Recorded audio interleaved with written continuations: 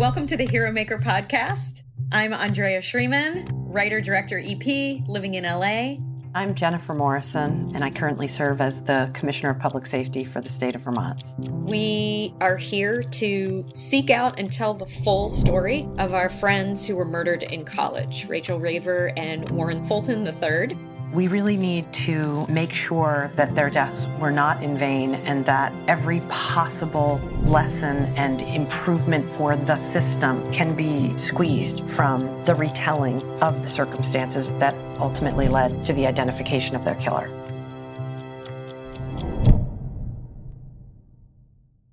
Hello, everyone. Welcome back to the Hero Maker podcast. This is the final episode in season 1. We're pausing for several weeks after this episode, and we'll have new, insightful, and touching interviews for you in April of 2023.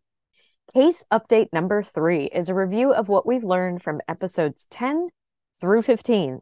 And in that time, we've had rich and fascinating interviews with a variety of subject matter experts whose professional experiences relate to Rachael and Warren's case. But also, we spoke to 2 people who were central figures in the crimes of Alfredo Prieto, Lisa, our star witness, and Saly Fayez, the victim advocate extraordinaire. We discussed the history and politics of modern policing with the iconic Bill Bratton. We explored the history of campus safety and town gown relationships with my dear friend Ronell Higgins from Yale University. We geeked out on the science and possibilities of DNA while chatting with Rebecca Wilkins of the Vermont Forensic Lab.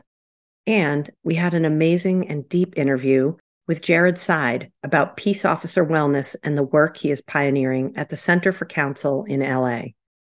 Andy, I've loved these side roads we take as we tell Rachael and Warren's story. I'm learning so much, and my respect for all the partners in the justice system constellation continues to deepen.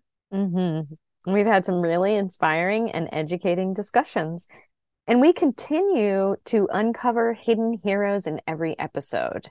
In the not so hidden hero category, we met someone central to our friend's case in episode 12. What an honor it was to speak with Lisa, who at age 17 survived an attack by Rachael and Warren's killer. Actually, there were 3 men who perpetrated a kidnapping, rape, and attempted murder of Lisa and her mother, and a 3rd girl, 15-year-old Yvette Woodruff, who lost her life in that harrowing event. Lisa's testimony helped convict Prieto in 2 separate trials, one on the West Coast for the events that she endured, and in Rachael and Warren's trial. And one of the things that I'm learning, Jen, in discussing these historical events from over 30 years ago with people who were there is that everyone has their own memories, their own perspective, and that trauma and time shapes and erodes memory. We've had a few times where different guests gave different perspectives on the same event. That doesn't surprise me at all. I've witnessed that many times throughout my career, and I'm sure it will continue to happen in our journey. It's going to be fascinating to speak to a memory expert in an upcoming episode. At this point, the finer details don't matter if folks are able to get to a conclusion and a space of healing.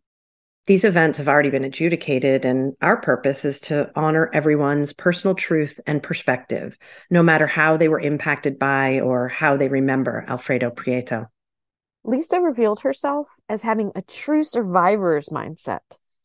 Through all of the moments that she experienced as she was being abducted, raped, and stabbed, her focused goal was to stay alive and to make sure her attackers were identified so they couldn't hurt others. I mean, it was incredible. She remembered precise details, such as the number of stop signs that they were passing during the abduction.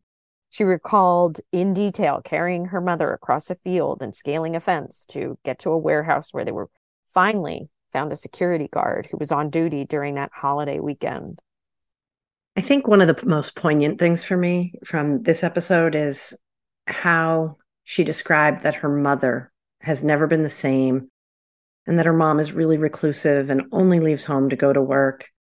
It made me feel sad and realize that the impact of this event seemingly has no bounds. Yeah. And we recommend that you listen to Lisa's detailed account from her perspective of what she experienced. That's episode 12. Yeah, you get to hear from Lisa in her own voice. Yeah. her own words. There's no better way. This little quick recount doesn't cut it. Episode 12. Then in episode 15, we finally met the oft-mentioned Saly Fayez, who I now know how to say her name, who works today as the Director of Victim Services in Fairfax County, Virginia. Saly talked to us about how Warren and Rachel's case helped shape her as an advocate and laid the foundation for how she approaches her work and the work of her entire team today. We also heard about the 3 different trials in Virginia. The original 6-week trial for Warren and Rachel's case, which resulted in a mistrial when a juror stated that he felt pressured to go with the majority. And then the second trial, the retrial for Warren and Rachel's case, which lasted 8 weeks and resulted in a guilty verdict. And then there's the third trial, which was 7 weeks long.